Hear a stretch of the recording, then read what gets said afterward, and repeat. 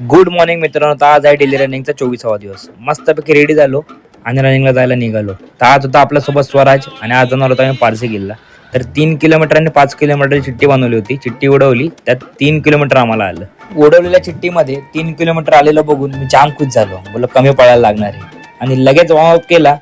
आणि जाताना आम्हाला भेटला डॉगेश भाई. डॉगेश भाईबरोबर जरा स्वराजने डान्स केला, थोडीफार मस्ती केली आणि डायरेक्ट रनिंगला सुरुवात केली. अक्षयसोबत जेव्हा फर्स्ट टाइम आलो हिलवर रनिंग करायला तर जाम दमलो होतो. यावेळी एवढं काय वाटलं नाही कारण सेकंड टाइम होतं. मस्तपैकी आरामात पळत होतो. जेव्हा दमायचं तेव्हा स्वराज बोलायचं की काय नाही, पूर्ण कर, पळू शकतोस तू. 2.5 किलोमीटर झाले.